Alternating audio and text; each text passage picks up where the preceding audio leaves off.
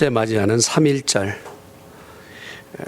우리나라의 가장 수치스러운 날이 1910년 경술년 8월 28일 날 있었던 국가적 수치일 아닙니까? 경술국치일. 고조선 시대 우리나라에 조선이 세워진 이후에 전 세계의 나라의 지도에서 사라져버린 때, 우리 땅이라고 주장할 수 없는 그러한 수치스러운 날, 바로 경술국치년. 이러한 일을 놓고 온 백성이 가슴 아파하고 우리의 주권을 회복하고 독립을 회복하자라는 마음으로 온 백성이 한 마음으로 동참하듯 모여서 3.1절, 3.1 운동, 3.1 만세 운동을 하였던 그때, 그게 바로 97년이나 지금 지난 때가 되었습니다. 독립을 위한 비폭력 만세 운동이었던 3.1절, 의미가 많습니다. 우리가 잘 알다시피 1907년에 평양에 하나님께서 성령의 충만함을 부어주셔서 그때의 기독인들이 수도 없이 많이 늘었어요. 그 일이 얼마 지나지 않아서 1910년에 이러한 국가적 수치를 당하게 되고, 그리고 나서 1919년 3월 1일 날 이제 온 백성이 나와서 대한제국의 만세, 대한독립 만세하며 이렇게 많은 사람들이 나와 3.1 운동을 하였던 때, 그런데 예수 그리스도를 믿기로 작정하였던 당시의 기독교인이 전 국민의 2%도 되지 않은데도 불구하고, 특히나 조국과 민족을 위해서 목숨을 내놓고 3.1 운동에 참여했던 자들의 그 피맺힌 이야기를 들어보면, 믿음이란 도대체 무엇일까를 다시 눈여겨보게 됩니다. 민족의 대표였던 33인 중에 16명이나 되는 사람들이 기독교인이었다는 사실과, 그리고 많은 사람들이 이제 감옥에 갇히고 매를 맞고 죽음의 일들까지 불사하면서도 7,507명이나 되는 많은 사람들이 죽음에도 불구하고 그들의 신앙과 특별히 조국의 독립에 대해서, 그것에 대해서 꼭 타당성에 응당이 있어야 되는 부분들에 대해서 주장하였던 이야기들, 이것이 바로 우리 조상 때 있었던 이야기입니다. 이러한 비폭력 만세 운동에도 불구하고 일제는 더 탄압을 강하게 이제 내리지 않습니까? 당시 1919년 평안남도에 있었던 한 지방의 관료들이 적었던 헌병대의 기록을 보면, 이 3.1 운동, 벌써 이제 3월달이 지나고 4월달에 기록되어 있는 내용을 보면, 너희가 이제 밖에 나가서 3.1 운동을 주도적으로 했던 사람들을 다 잡아들이라는 명령을 무라카미라는 헌병대장, 헌병소장이 명령을 내리고, 그것을 이제 그 밑에 부하였던 다나카라는 사람이 이제 명령을 받아서 밖에 나가서 3.1 운동을 주도했던 사람들을 찾기 시작합니다. 근데 벌써 한 달이나 지나고 붙잡아 놓고 너 3.1 운동 했지라고 하면 어느 누가 내가 그렇게 했습니다 라고 할 사람이 어디 있겠어요? 순사가 칼을 차고 와서 당신 3.1 운동했지 라고 하면 그것에 대해서 예 라고 할 사람이 어디 있겠어요? 그래서 되돌아가서 다나카가 얘기합니다. 아무리 붙잡아 놓고 얘기를 해도 자기가 주동자라고 얘기하는 사람이 하나도 없습니다 라고 했더니, 이 무라카미 소장이 이렇게 얘기합니다. 너 가서 말이야, 기독교인들만 잡아들여. 예. 아니 주일도 아닌데 무슨 기독교인을 잡습니까? 그리고 기독교인을 잡아서 무슨 이 주동자를 발생할 수 있겠습니까? 찾아낼 수 있겠습니까? 하여튼 내가 시키는 대로 해요. 밖에 나가서 이제 기독교인들을 잡아들입니다. 당신 예수 믿지? 라고 물었을 때 부인하지 못하는, 예수 믿습니다. 당신 이번 만세에 가담했지? 제가 거짓말 할 수 있겠습니까? 했습니다. 죽을 것을 알고도 각오하고 생명을 걸어 기독교인들이 그렇게 잡혀 죽었던 숫자가 3.1 만세 운동의 그 많은 사상자의 명단에 올라갔다는 사실이죠. 나는 기독교인이요, 나는 만세를 불렀어. 결국 무라카미의 그 계략대로 기독교인들은 수도 없이 많이 잡혀서 죽는 그러한 처참한 역사를 우리가 가지고 있어요. 이러한 3.1 운동 이후에 계속적으로 기독교인들은 기도하고 하나님 앞에 도움을 구하였더니 세계 2차 대전이 바로 1945년 8월 15일부로 이제 해방의 놀라운 축복을 우리 가운데 허락해 주셨어요. 하나님은 역사를 쥐고 계세요. 아멘. 그리고 우리 가운데 믿는 자들이 그것을 놓고 기도하기를 원하세요.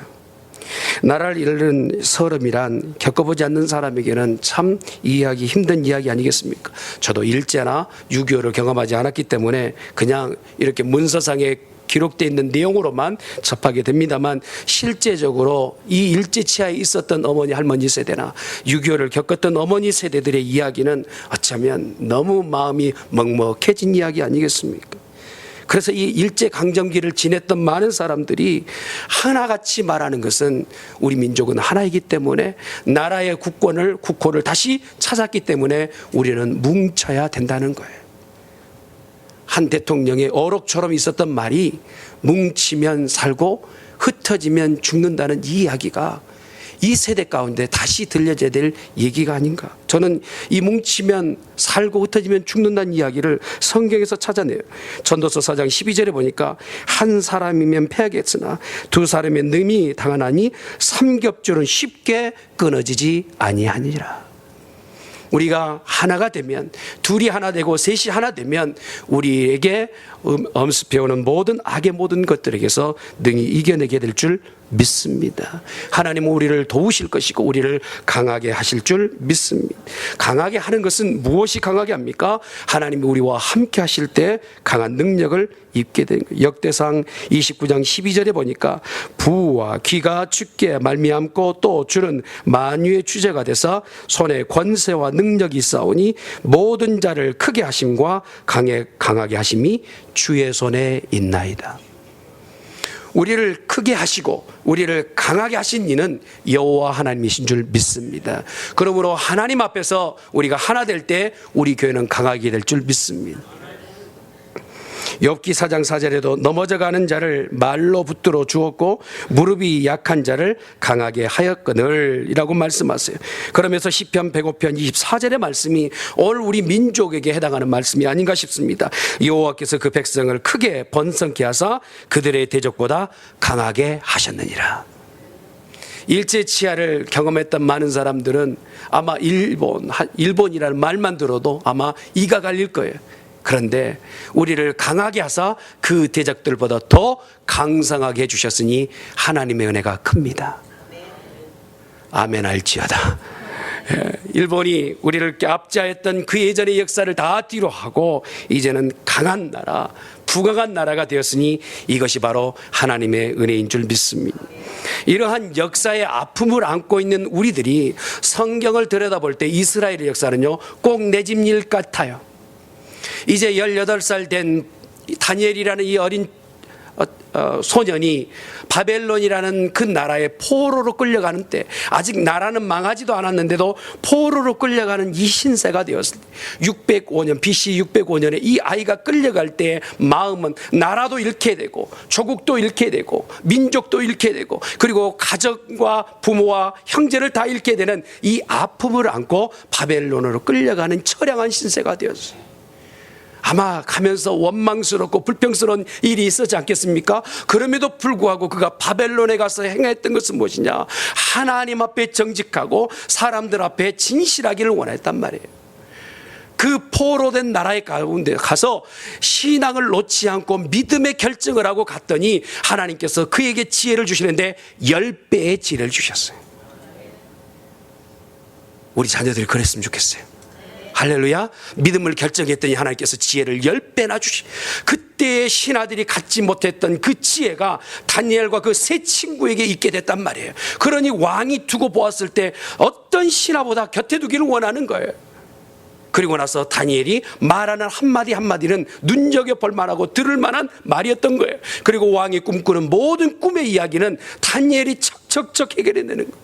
그런데 그 꿈은 왕에게 들려주는 느부갓네살 왕에게 들려준 이야기가 아니라 그 말을 하는 다니엘을 향한 하나님의 음성이었다는 것을 차후에 알게 됐다는 거예요.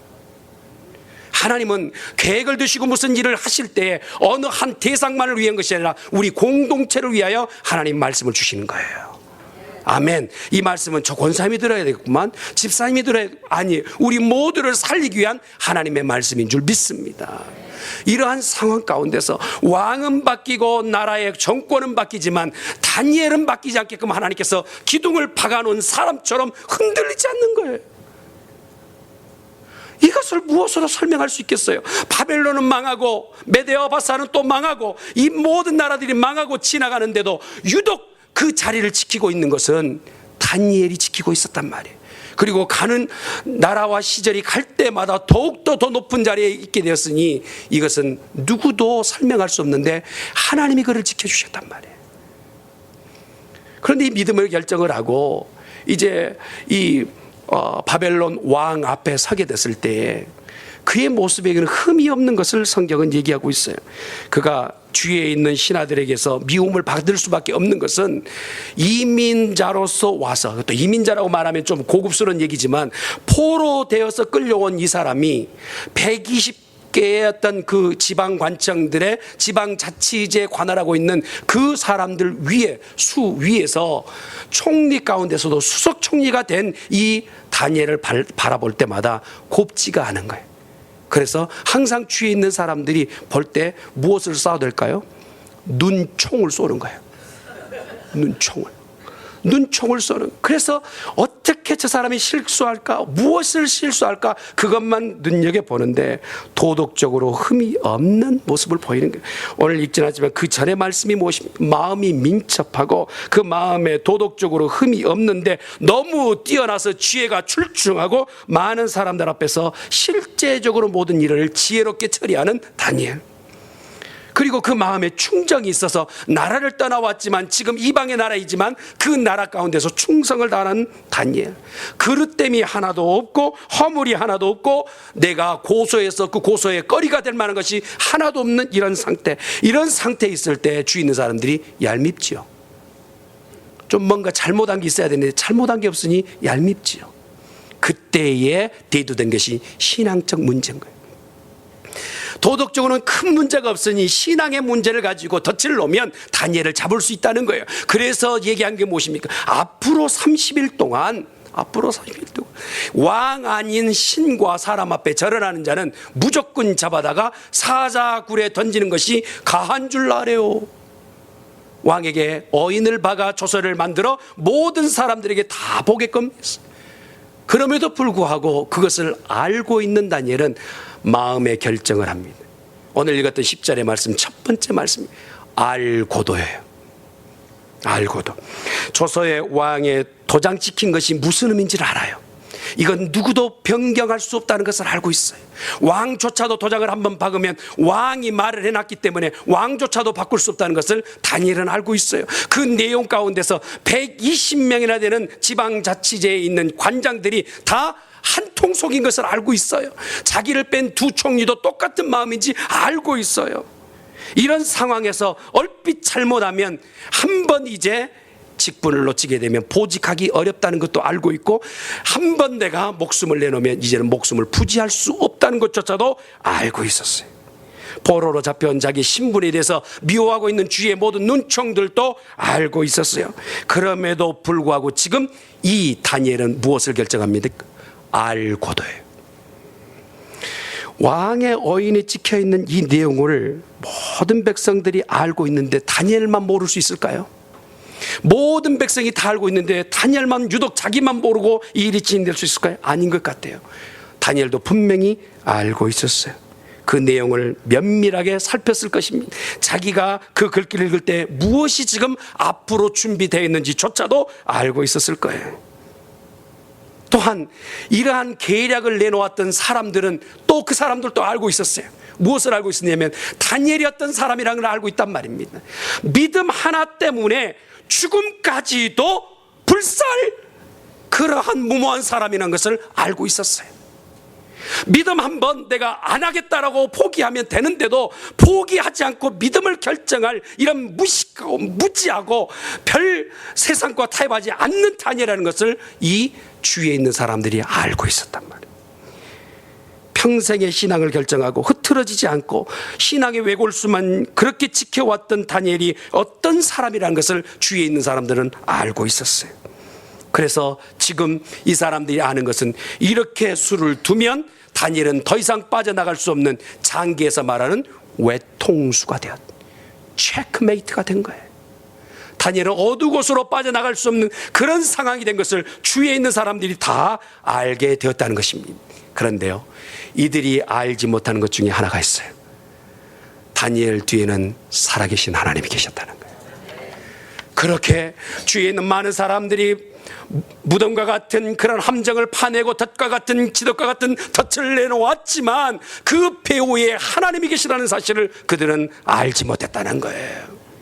이제 그 지혜를 주신 이가 지혜의 근본이 되신 하나님이라는 사실을 알지 못했고, 그의 생활의 삶의 방법이 흐트러지지 않게끔 항상 말씀이 경책하여 의로 교육하기에 유익하였다는 것을 알지 못했다는 거예요. 그리고 하나님이 얼마나 다니엘과 친밀하게 지금 관계를 갖고 있는지, 다니엘이 손만 뻗으면 하나님께서 그 손을 잡아주실 만큼 친밀하게 관계를 갖고 있는지 그 주위에 있는 사람들은 알지 못했다라는 거예요.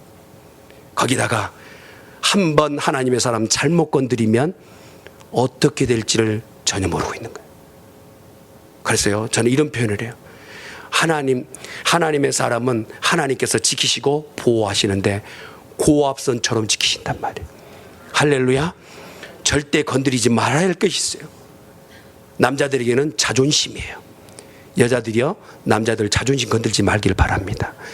괜히 얼핏 잘못 건드렸다가 다칠 수가 있어요. 이 다니엘 뒤에는 하나님이 계시다는 사실을 그 주위에 있는 사람들은 알지 못하여서 그를 막무가내로 붙잡아 끌어 사자굴에 던지려고 했던 것입니다. 그것이 바로 the risk of the high voltage line이라는 것을 알지 못했어요. 그리고 나서 하나님께서는 이 어리석은 자들의 모습을 드러나게 해주시는 거예요. 어떤 사람이 어리석습니까? 어떤 사람이 하나님 없다고 얘기합니까? 시편 4절에 기록되는 말씀처럼 악한 사람은 하나님이 없다 하는도다 얘기하는 거예요. 시편 14편 1절의 말씀은 어리석은 자도 하나님이 없다라고 얘기하는 거예요. 이 땅에 많은 사람들이 하나님이 없다는 사람은 두 부류예요. 악하든지 어리석든지. 사랑하는 성도요, 하나님은 살아계십니다. 오늘 이곳에 계시는 줄 믿습니다. 그 하나님을 믿는 복된 성도들 되기를 예수님 이름으로 축원합니다. 그래서 뭐라고 얘기해요? 잠언 2장 5절에 보니까 여호와를 경외하고 깨닫는 자는 하나님을 알게 되리라 말씀을. 로마서 1장 19절에도 이는 하나님을 알만한 것이 저희 속에 보임이라 하나님께서 이를 저희에게 보이셨느니라 말씀을. 하나님을 알 것을 이미 미리 우리에게 보이셨다고 말씀을. 하나님을 눈을 크게 못 뜨면 보여요. 저같이 이렇게 눈 큰 사람도 보이는데 여러분 눈 조금만 더 크게 떠보세요. 하나님이 살아계심이 보이는 줄 믿습니다. 다니엘이 지금 알고도 이것을 행하는 것은 무엇입니까? 내가 이것 때문에 잡혀 죽을지라도 내 믿음은 포기하지 않겠다라고 작심한 거예요. 그리고 무엇을 하는 것입니까? 하나님은 이런 상황에 밀어 넣었지만 결국에는 이것을 하나님 원하시기만 한다면 선으로 바꿔주실 줄 믿는다는 거예요. 이런 분이 계시죠? 예수님이세요. 예수님은 언제 어느 때 어떻게 죽으실지 미리 아셨어요. 그를 사랑한다 고백하는 그 사랑의 달콤한 고백도 주님은 면밀하게 알고 계셨어요. 그가 언제 나를 팔지, 그가 언제 옷을 벗고 홀라당 맨몸으로 달려갈지까지도 알고 계셨어요. 그럼에도 불구하고, 알고 계셨음에도 불구하고 그는 그 길을 걸어가셨어요. 왜 그러셨을까요? 이사야 53장 5절에 보니까 그가 찔리지 않으셨다면, 우리가 허물을 면치 못하기 때문에 그래요. 그가 상함을 받지 않으신다면 우리의 죄악이 그대로 남아있기 때문에 그래요. 그가 징계를 받지 않으셨다면 우리 가운데 평화가 약속이 되지 않기 때문에 그래요. 그가 알고도 이 길을 선택하여 가신 것은 하나님께서 나를 통하여 이루실 일들을 알기 때문에 그렇게 행한 줄 믿습니다. 사랑하는 성도 여러분, 혹시라도 우리 가운데 어려움이 있나요? 그런 문제가 눈에 훤히 보이세요? 그럴 때마다 믿음의 눈을 떠 하나님께서 우리에게 주신 일들을 더 선하게 볼 수 있기를 예수님의 이름으로 축원합니다. 이것이 바로 알고도 가는 거예요. 요한복음 14장 6절에 그래서 예수께서 뭐라고 합니까? 가라사대 내가 곧 길이요 진리요 생명이니 나로 말미암지 않고는 아버지께로 올 자가 없네. Only one way. 내가 그 길이기 때문에 나로 말미암아 잡고는 방법이 없기 때문에 그래서 알고도 이 길을 가게 된 거예요. 다니엘이 16살에 묶여서 왔잖아요. 그러나 하나님께서 지금 잠깐 보여준 사자굴에서 살아난 이 기적은요, 하나님 앞에서는 piece of cake이요, 별것 아니에요. 왜 그렇습니까? 16살에 묶여서 왔던 이 이야기는 하나님 어디까지 끌고 가시냐면 70년 후에 포로가 해방될 때에 다니엘이 그 역할을 한단 말이에요. 하나님은 역사를 쥐고 계세요. 일제시대 가운데 어려움을 두었던 그 어려움 가운데서 믿음의 사람을 선택하시고 미리 성령을 주시고 그들이 외쳐 부를 때에 우리나라가 해방되었던 것처럼 우리 하나님께서는 이런 역사의 기적을 이루고 계시는 줄 믿습니다. 알고도 가는 거예요. 아멘. 그리고 두 번째로 보니까 창문을 열었다고 얘기해요. 여러분, 겨울철이 지나면 환기시키기 위해서 어떻게 합니까? 문을 열고 먼지를 다 털어내잖아요. 그래야 되지 않겠습니까? 우리가요, 혹시라도 믿음에 주저앉아 있었던 모든 부분들이 있다면 이제는 창문을 활짝 열 때가 된 줄 믿습니다. 그런데 오늘 읽었던 말씀을 보면 재미있는 것이 눈에 보이는 그 위치에 있는 문이 다 열렸어요. 윗방에 위치하여 있고 지나간 사람이 모두가 보았어요. 그것도 하루에 3번이나 문을 열었으니 그 문을 보는 사람들마다 아이고 저놈은 죽었구나, 누구나 그렇게 말하는 거예요. 그러나 그 열린 창문을 통하여 다니엘이 들은 게 있어요. 그 열린 창문을 통하여 본 것이 있어요. 하나님께서 보여주신 빛을 보았고 하나님께서 들려주신 음성을 들었고 하나님께서 보여주신 비전을 보았어요. 여러분 가운데 혹시라도 그 창문이 닫혀있는 인생들을 살고 있다면 이 시간 그 창문을 여시길 바랍니다.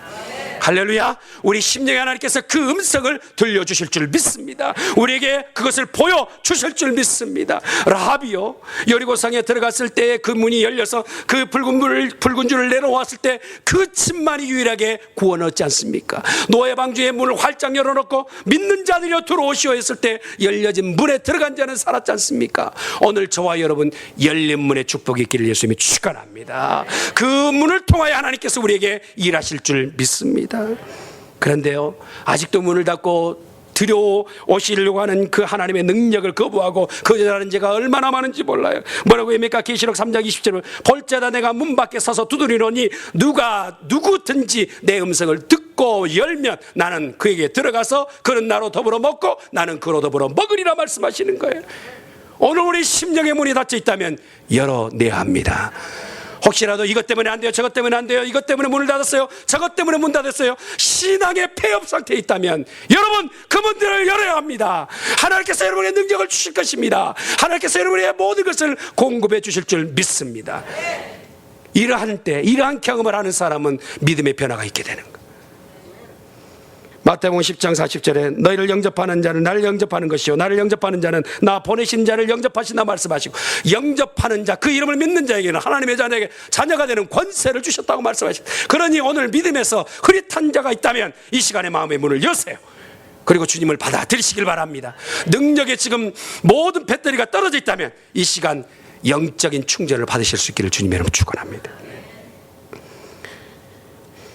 이러한 능력의 문이 열려졌을 때에 다니엘이 했던 게 있어요. 전에 하던 대로. 한번 따라합시다. 전에 하던 대로. 여러분 예배 전까지 나오시기 전에 무엇을 하다 오셨는지 잘 몰라요. 그러나 가장 익숙한 것은 실력을 발휘하게 돼 있어요. 내가 익숙하게 되면 그 실력이 되는 거예요. 플러머는요, 파이프 주면 어떻게 연결해야 될지 금방 알아요. 전기 기술자는 전기 끼우는 것이요 그냥 쉬워요. 그리고 에어컨 기술자는 온도 조절기를 고치는 것이요, 에어컨 기술자 여기 계시니까 알지 않습니까? piece of cake이요. 자, 영어를 여러 번 쓰죠. 에어컨 기술자가 그렇고 체조 선수에게 덤블링은 쉬운 일이에요. 태권도 선수에게 돌려차기 한번 해보라면 그건 너무 쉬운 얘기예요. 요리사에게 칼을 다지는 것, 이 칼 쓰라는 것 하는 건 너무 쉬운 이야기예요. 각자에게 익숙한 것이, 그것이 바로 능력이 되는 거예요. 사랑하는 성도 여러분, 여러분에게 익숙한 것이 무엇입니까? 여러분 들고 있는 익숙한 것이 무엇이에요? 정말 여러분이 그것을 들고 있는 것이 능력을 발휘할 수 있습니까? 그래서 성경은 뭐라고 합니까? 틈만 나면 해야 될 것이 있고 항상 해야 될 것이 있고 쉬지 말고 해야 될 것이 있다라고 말씀해 주고 계세요. 그것은 성도에게 기도입니다. 다니엘은 틈만 나는 대로 기도하였고 쉼없이 기도하였고 어려움 가운데도 기도하였더니 전에 했던 대로 기도했더니 하나님께서 능력을 허락해 주신 줄 믿습니다. 사무엘상 7장 8절에 사무엘에게 이르되 당신은 우리를 위하여 우리 하나님 여호와께 쉬지 말고 부르짖어 우리를 블레셋 사람들 손에서 구원하여 주시옵소서. 얼토당토하느니 블레셋이 쳐들어왔는데 전쟁을 준비해야 되는데 뭐라고 얘기합니까? 기도하면 블레셋에게 승리하겠다라는 거예요. 여러분 믿으세요? 믿음이 적은 자들이 믿으시길 바랍니다. 기도하면 블레셋에게도 능력을 발휘해서 이기게 해주신단 말이에요. 아멘. 우리가 어떤 관점에 일제가 지금 그 강점기에 다 끝이 나는 것은 믿는 자들이 믿어 기도하여서 해방이 온 줄 믿습니다. 저는 그렇게 믿어요. 여러분은 어떤지 모르지만 저는 그렇게 믿습니다. 우리 조국의 발전도 하나님 우리를 도와주셨다고 믿습니다. 블레셋 앞에서 뭐라고 합니까? 너희가 위하여 기도하면 블레셋은 망하게 되리라 말씀할 때 그대로 위하여 기도하지 않습니까? 그래서 뭐라고 데살로니가전서 5장 17절 따라합시다. 쉬지 말고 기도하라. 다윗은 가장 자기에게 익숙한 것이 하나 있었어요. 물매와 돌 몇 개 했어요. 그것이 너무 익숙했어요. 사자한테 고마한테 던질 때 명중의 끝. 근데 그 익숙한 것이 어느 때 쓰일지는 잘 몰랐어요. 그래서 전쟁이 터져보았더니 골리앗 앞에 그가 섰을 때에 두렵거나 떨리지 않았어요. 왜냐하면 익숙한 것이 있었기 때문에. 하나님께서 곰과 사자를 잡을 때도 이 돌을 사용했다면 저 앞에 있는 3m짜리 골리앗 한 방에 무너뜨릴 수 있겠다 믿고 기도했더니 그대로 되어진 거예요. 저와 여러분 눈앞에 서 있는 모든 문제들은요, 오늘 우리가 익숙하게 기도하기만 하면 하나님께서 들어응답하실 줄 믿습니다. 사사의 12명의 이름을 보세요. 그에 있는 모든 이름들이 예웃은 왼손잡이고 삼가는 소막대기를 가지고 있었고 그 다음에 드보라는 여인의 이름이었고 농부 출신 저같이 농사꾼의 아들이었던 기드온은 하나님의 놀라운 일들을 해가했단 말이에요. 익숙한 것으로 하나님께서 일을 해 가시더라는 거예요. 저는 우리 성도들이 기도가 익숙하기를 바랍니다. 할렐루야. 어려울 때마다 무엇을 찾아도 없는 것처럼 그렇게 하지 말고 어려울 때마다 기도하면 하나님께서 듣는 역사가 있기를 주 예수 그리스도 이름으로 축원합니다. 이런 삶을 누가 사셨나요? 예수님이 사셨어요. 예수님은 누가복음 22장 39절에 보니까 예수께서 나가사 따라합시다. 습관을 쫓아 감람산에 가시매. 예수님은 습관처럼 버릇처럼 매 순간 틈틈이 가실 때마다 기도하러 가셨다는. 예수님이 이렇게 사셨다면 우리도 그래야 될 줄 믿습니다. 그래서 뭐라고 합니까? 마가복음 9장 29절에 보니까 이르시되 기도 외에는 다른 것으로 이런 유가 나갈 수 없느니라. 사랑하는 성도 여러분, 우리 교회 부흥은 기도할 때 이루어집니다.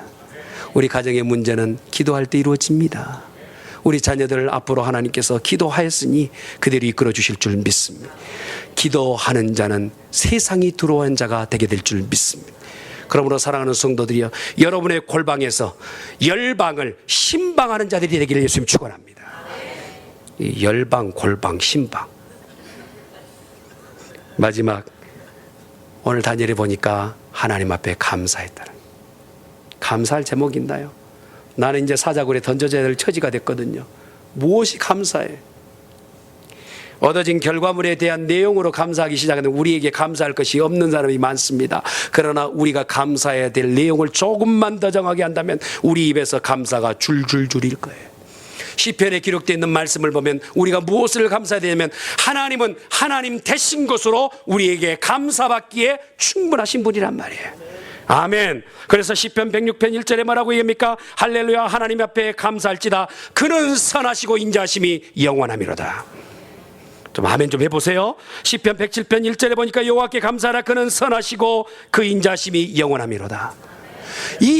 그 인자심이 영원하미로다. 그는 선하시다. 그의 인품과 성품을 가지고 찬양에 올린 것이 감사의 전반적 얘기란 말이에요. 우리가 무엇을 받아서 무엇이 얻어져서 그래서 감사가 아니라 그것은 다 차별놓고 초등학문이에요. 우리가 정말 하나님 앞에 감사할 것은 하나님은 나의 하나님 되신 것으로 감사받을 그분이란 말이에요. 아멘. 하나님이 우리의 아버지 되신 것도 감사하지만 그는 선하시고 인자심이 영원하미로다. 다니엘은 그의 인생 가운데서 오늘 이 시간 고백하고 있습니다. 내 형편과 처지는 감사할 제목이 없는 것 같아 보이는데 하나님은 선하시니 이것을 바꾸어 주실 줄 믿습니다. 지금은 바벨론의 포로 가운데 있지만 언젠가는 약속하신 대로 바벨론에서 포로에서 풀려날 날이 있을 줄 믿습니다. 내가 먼저 꿈을 주셨던 것처럼 그 신상 가운데 금부터 밑 발가락까지 모든 흙덩이가 다 파괴될 때 그때 꿈을 이루어 주셨던 것처럼 하나님께서는 나에게 주신 꿈이 이루어질 줄 믿습니다.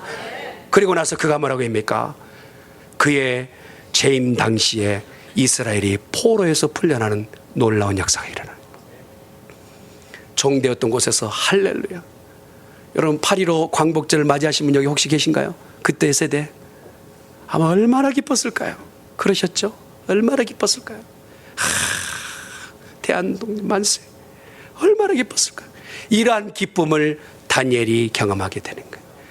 어떻게 해요? 창문을 열어서요. 닫혀있는 여러분의 집에 창문을 여시길 바랍니다. 하나님이 역사의 주관자이십니다. 사자굴에 집어넣어서 살아나는 것, 그건요 하나님 앞에서는 아무것도 아닌 역사를 지고 움직이시는 그 하나님 앞에 발견되어지는 복된 성도들 되기를 예수님의 이름으로 축원합니다.